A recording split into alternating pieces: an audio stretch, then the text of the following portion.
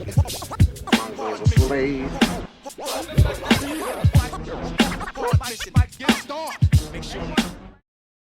Welcome to 3 Count Commentaries. This is your host, MagMongoSlade. Today we're going to talk about Brody King's quote-unquote controversial image that he posted on Instagram, in which he had the big boss man hanging from the top of the Hell in a Cell from WrestleMania 15. And the caption says, "All cops are big boss man," which means all cops should be hung, essentially. Now, I'm not one to knee-jerk. This is also where my little libertarian bent comes from, because I'm not about to put on the cape for the police. We already know that the police, they get away with quite a bit. Same time, though, I'm from a neighborhood completely different from Brody King. I come from a place where, these 2-year-olds are out here getting killed. And I don't see anybody who's running around here screaming all cops are bastards trying to figure out what happened. When somebody's grandma gets their home kicked in, none of these people try to do anything about it. So I'm very suspicious of this very middle class pickup of all cops being bastards and all cops being bad guys, because they have no alternatives. But I decided to do a little bit of digging on Brody King himself, because I was like, all right, it's not enough to just talk about this ACAB-like post. Let's talk about the history of it and why somebody like him would post something like this. So the history of something like all cops are bastards, this was a pretty good, I'm only going to read the first part. It's from GQ magazine, and it was released in 2020. And it says, "Your kids are making videos about it. Your parents are asking you what it is. It's showing up in municipal buildings. If you don't already know, it means all cops are bastards. You may see it in its numerical alternate 1312 with numbers substituted for letters.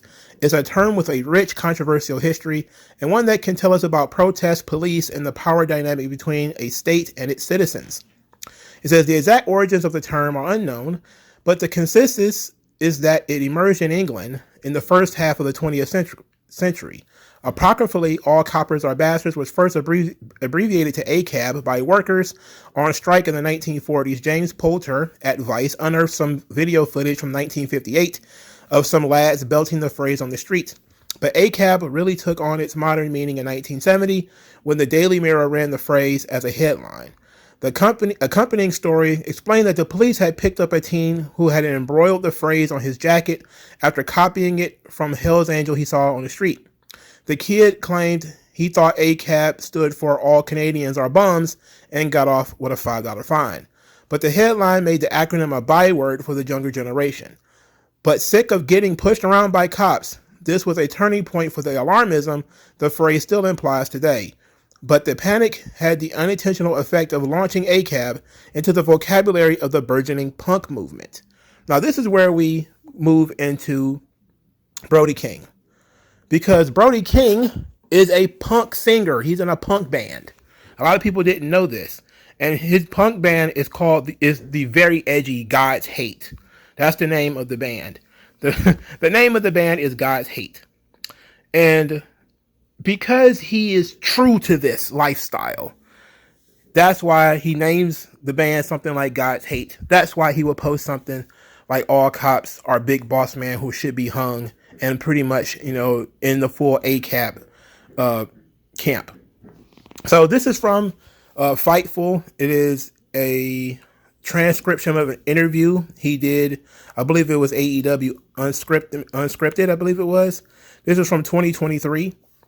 He says that CM Punk opened the door for punk representation in wrestling, saying, quote, "It is unique that when we were growing up, there was the Headbangers, Mosh and Thrasher, and it was like, that's not them. That's a gimmick. I think anything like that, aside from Jerry Lynn is the best, and he is a true metalhead and lives by what he says. But now there is actual representation for kids like myself that were growing up, wanting to see these people be the real thing in real life. CM Punk was really the one-of-a-kind, blew the door open for that. He was 6'1", 6'2", normal body guy, tattoos. He looks like someone that would be going to a punk or hardcore show. He's not Batista big or whatever, but he had that attitude. And he had that fire behind him that you could tell that was real. Now you have me, you have Darby Allen, you have the Butcher, Andy Williams, who is Every Time I Die, and Just Says from Music Now. Now you got Ruby Soho. You got all these people that are actually representing punk and hardcore music in a proper way. You know what they're talking about. You put them on a podcast, they could talk about music forever. I've hung out with Darby just the other day. He's like, hey, you want to meet Raymond Pettibone? And I was like, what the fuck, dude? The guy did all the Black Flag artwork. I'm like, hey, yeah, man. Nice to meet you. Big fan. He was kind of a weirdo, but he was great. But it's cool that kids can listen to a podcast like this and say, oh, I want to know more about Brody King. And it's like, oh, what's God's Hate? Oh, what's Dead Body? Or, whoa, what's King 9? I've got a lot of kids coming up to me. Hey, I got into hardcore music because of you. And now I like this band and this band. Do you have any other bands you like to recommend? And I say, yeah, listen to this.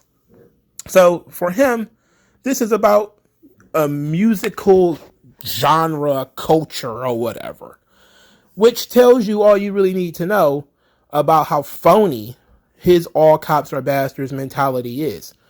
You know, he's not something that he actually experienced. It's something that he picked up in the culture for the music that he listens to and the people that he hangs around. No, I know people who have been lumped up by the police. I also know people who wouldn't even made it home some nights if it wasn't for the police. So, I am all about treating individuals like individuals. So, for me, there is no all cops are bastards. Some are, absolutely. And those should probably get their head cracked. But for the most part, most police officers are not out to do you any harm. They may be a little overzealous at certain points in doing their job, but ultimately, I don't think that all police officers are out to harm you. Generally speaking, I don't see anything wrong with keeping order. When you have people who are quote unquote against authority, like having something, for starters, you already know something is wrong with a guy who names his band God's Hate. You know, you already know something's wrong with this fella. I mean, you already see him. He looks like a flabby wall of graffiti. This guy is probably not right in the head. But you also want to know something else that I found out about Brody King as I was looking up his backstory? He likes drag. He actually used to work on RuPaul's drag show. Now, I'm going to be fair. He was not a drag queen. So, please don't pepper the comment section saying that Brody King was a drag queen. I did not say that. I said he worked on a drag show. So, I remember having this conversation before about everybody who is left-brained in America seems to believe that wrestling and drag are the same thing. We had this conversation before. He is one of these people who said the same thing. All these similarities between wrestling and drag. It's almost like they're the same thing.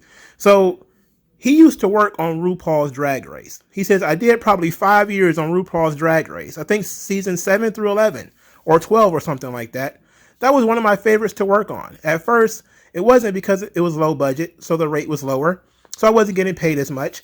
But it was always fun to work and get a whole new respect for a different art form. Especially when I was wrestling trained and you saw so many similarities between the two worlds. And there's so much pageantry and competition and stuff like that. Pageantry and competition. That's the similarities between pro wrestling and drag. Pageantry and come on. I really wish that this tough guy would be able to walk up to somebody like Terry Funk or somebody like Harley Race or somebody like, the Dan Spivies or something like that and say, hey, you remind me so much of a drag queen, and see what the fuck would happen to him. This is a big dude. We're not talking about some small guy here. They would beat the shit out of this guy. If he walked up to them talking about, yeah, man, there's so many similarities between wrestling and drag. He'd probably get beat damn near to death out here in these streets. That's not even the worst thing about it.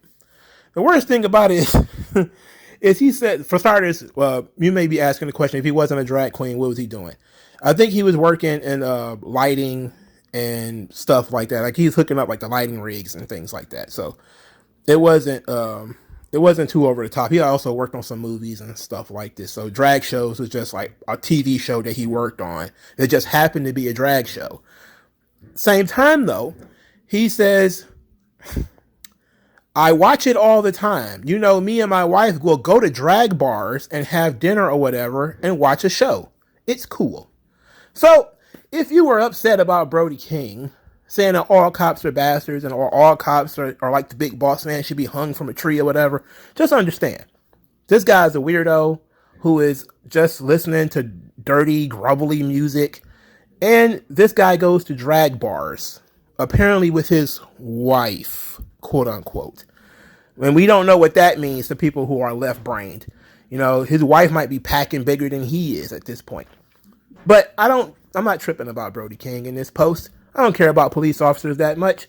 But it just says a lot about the kind of person he is and the kind of company that AEW is, where all of the stuff that comes out is consistently toxic left-wing fringe crap, like supporting the LGBT youth, which if you support gays, so what? Why do they have to be youth?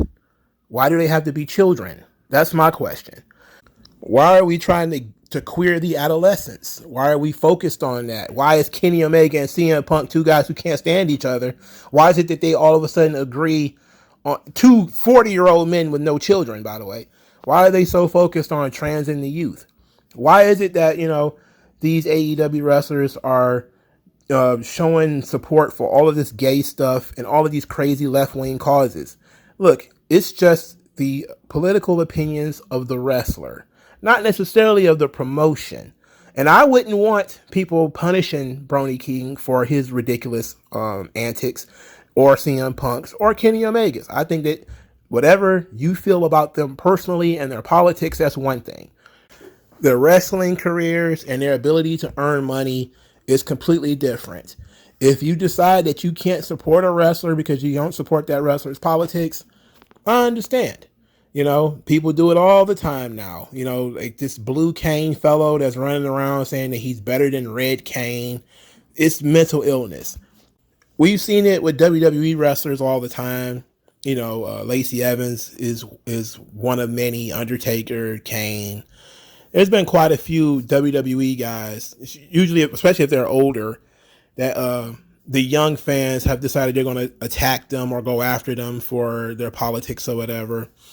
But if you're a wrestling fan and your dad is a police officer, what do you think about what Brody King just posted? Let's say you are a fan of his and he posted something like this. What do you think?